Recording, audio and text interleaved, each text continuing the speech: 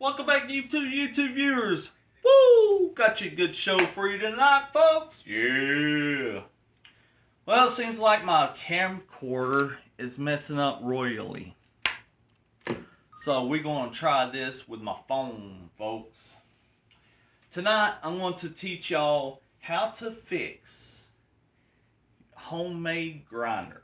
That's right, for our next episode, folks. Yeah. What we got here? Stay still. What we got here is an old-timey, old-fashioned grinder. That's right, folks. Yeah. Alright, now this thing is the best tool you can ever have. Alright, on this end right here is where you feed the meat in and you grind it out that way. And you got a brace or a clamp that holds on to our tables. Now, counters are too thick. It won't ledge onto this.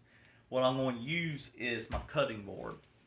Well, I don't highly recommend you use the cutting board. This is a demonstration. If you have something else to brace it with, it's more sturdier, more stronger, I would highly recommend this. This is just a demonstration.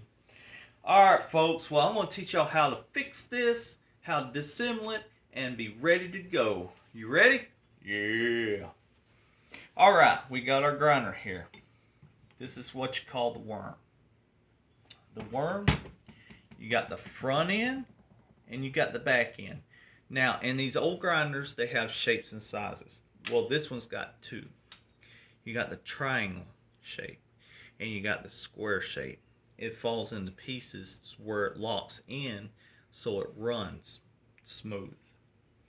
Now, you got the worm, you got the screen here, you got the blade, you got the lock nut, and you got the handle, and you got the screw where it locks the handle up.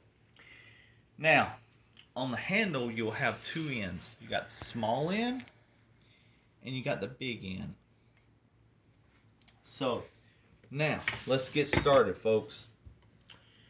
When you get ready, so you put the worm in the back end first, and it slides right out, just like that, folks. Now, you take the crank, put it in just like so, and you got the big end and you got the small end. The big end goes in. You don't want to go the small way. If you do it like this, it's put in wrong. You want it to go in where it locks in so it moves. Okay, then you take the nut and you lock it into place just like that.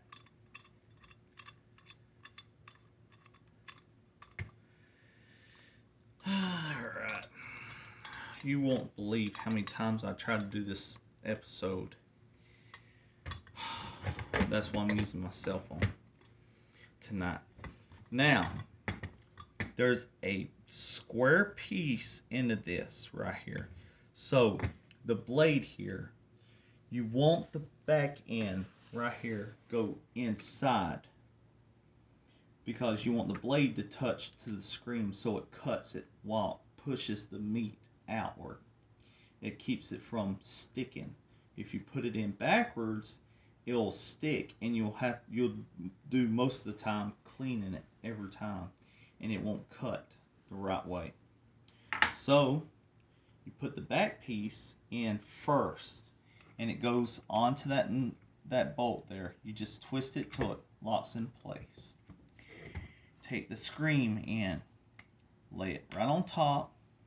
Now it's got this wedge here, a little hole, and inside this has the other part where it's wedged in, just like that, folks.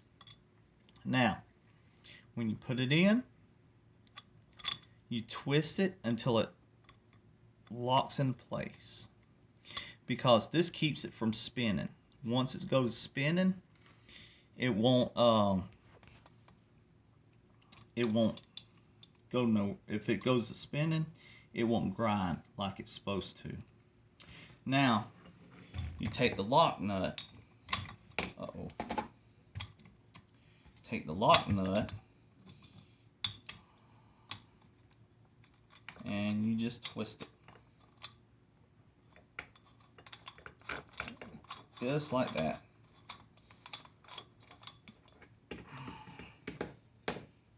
There you go. You know, a little bit loose. And I'll teach you more of what we're going to do with this later on. Now, after you get it dirty, oh, and the worm. Now, this is important to know if you're doing it right, spinning it right. You see that bit right there, that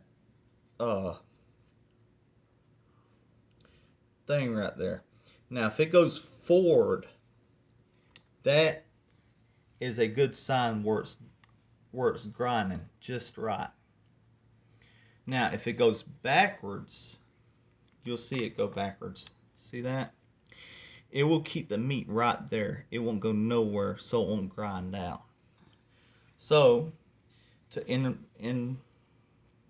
figure out if it's going to the right position, you just twist it until you see twist it away from you. Okay, now we take this board. Like I said, this is a demonstration. You do not want to use this. So take it, you twist it right up under there, just like that, until it locks into place. And there you go. You got your own homemade grinder. This is what I like to call off-grid. If you're into a storm and you need meat, you need ground beef or ground chuck or something like that, this is very good because this is not electrical. You do not need it at all. You just take the meat in, you grind it out, and you can make your own meat. So for stews or hamburger meat, whatever you can grill. So it is very handy. Now, I was looking around the stores. I thought you could find them anywhere, but apparently you can't.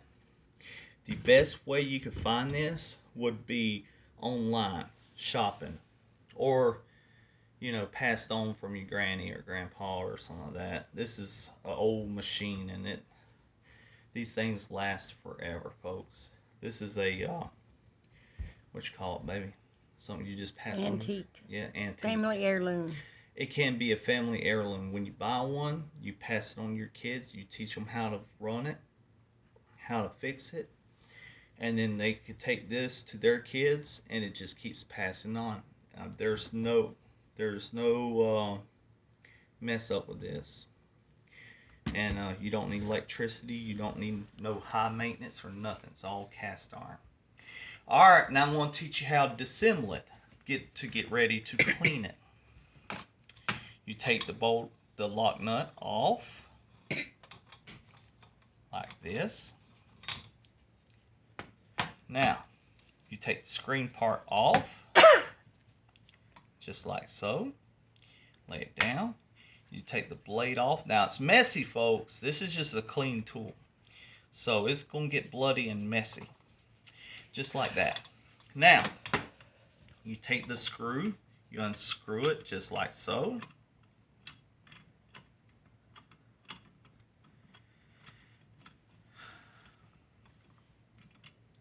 And take that off and hold this while you're unscrewing it, because I'm about to show you why.